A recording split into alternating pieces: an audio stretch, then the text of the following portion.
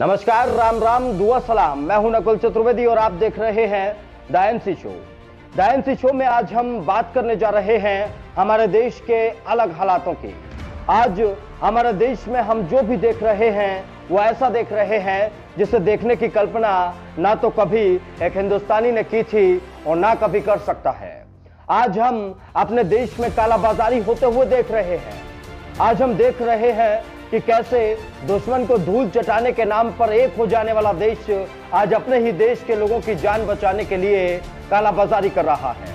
आज हम देख रहे हैं जो सिस्टम ये बता रहा था कि वो जनता के लिए बड़े स्तर पर काम कर रहा है, आज हम देख रहे हैं कि वही सिस्टम धराशायी हो चुका है। आज हम देख रहे हैं कि जिन सरकारों का गुणगान हम सोशल मीडिया से लेकर अपने घर में बैठकर अपने दोस्तों और रिश्तेदारों से किया करते थे, वो सरकारें हमारे लिए क्या कर रही हैं। आज हम देख रहे हैं कि जिन अधिकारियों की जिम्मेदारी एक शहर की व्यवस्था को संभालने की है, वो अधिकारी आज आम जनता के लिए क्या कर रहे हैं। क्या देश में पनपते इन हालातों के लिए हम जिम्मेदार हैं या फिर इसके लिए हम बदलती हुई सरकारों को जिम्मेदार ठहराएं? चलिए, कौन जिम्मेदार है इस पर चर्चा बाद में करेंगे, लेकिन सबसे पहले आज के असल हालातों के बारे में बात करते हैं। आज का हिंदुस्तान, आज का उत्तर प्रदेश, आज का या फिर कोई अन्य राज्य इन हालातों से गुजर रहा है जिसकी कल्पना उसने सपने में भी नहीं की थी। उत्तर प्रदेश में जब योगी आदित्यनाथ जी की सरकार बनी थी तो लग रहा था कि भाई सारी चीजें बिल्कुल दुरुस्त होने वाली हैं।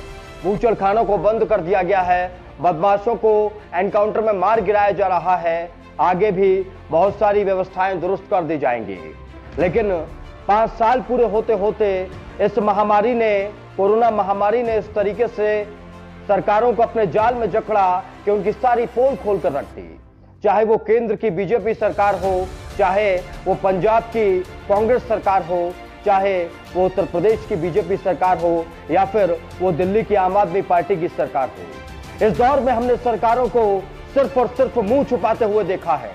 इस दौर में हमने देखा है कि ये सरकारें, ये नेता वोट मांगने के बाद जब आप परेशानी में होते हैं तो आपको किस हाल में छोड़ देते हैं, ये कैसे बगलें झांकना शुरू कर देते हैं।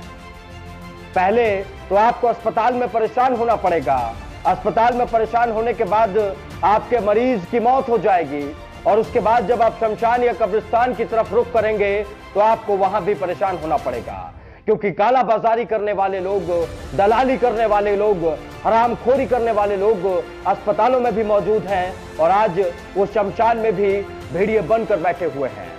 आपको अस्पताल में बहुत सारा पैसा खर्च करना पड़ेगा और बाद में जब आप अंतिम संस्कार के लिए शमशान या कब्रिस्तान की तरफ दौड़ेंगे तो आपको वहां पर भी रिश्वत देनी पड़ेगी और अगर साफ शब्दों में कहें तो वहां पर भी आपको पैसा खर्च करना पड़ेगा। लेकिन अगर आप उत्तर प्रदेश में रहते हैं तो आपके लिए एक राहत भरी खबर है।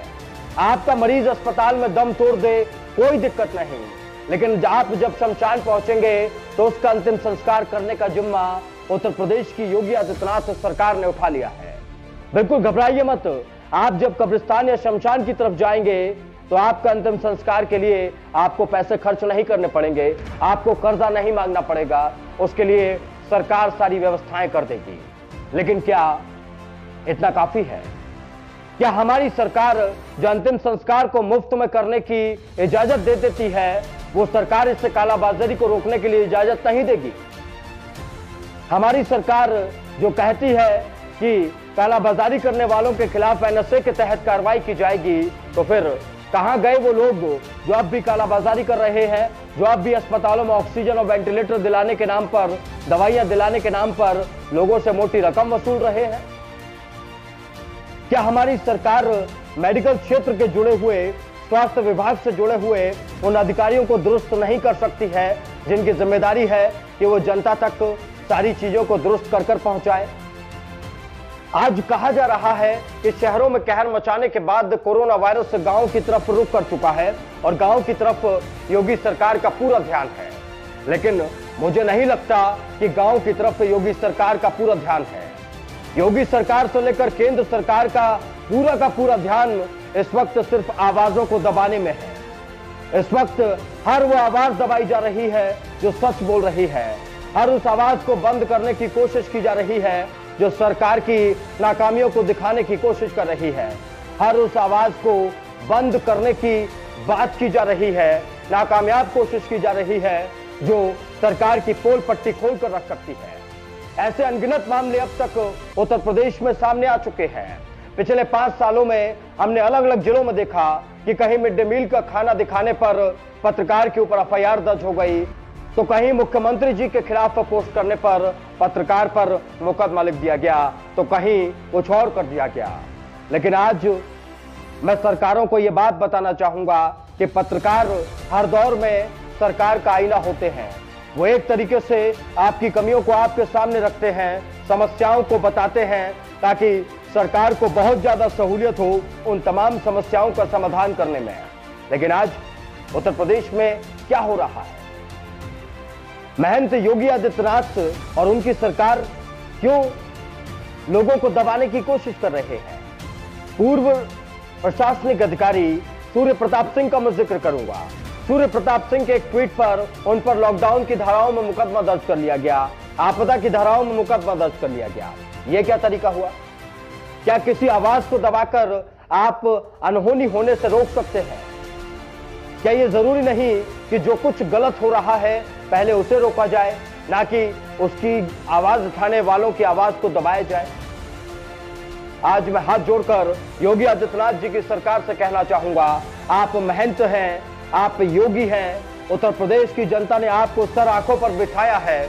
बतौर मुख्यमंत्री आपको WHO ने भी सराहना दी है, तो फिर ये छोटे छोटे काम करके अपनी सरकार की फजीहत क्यों करवाई जा रही है?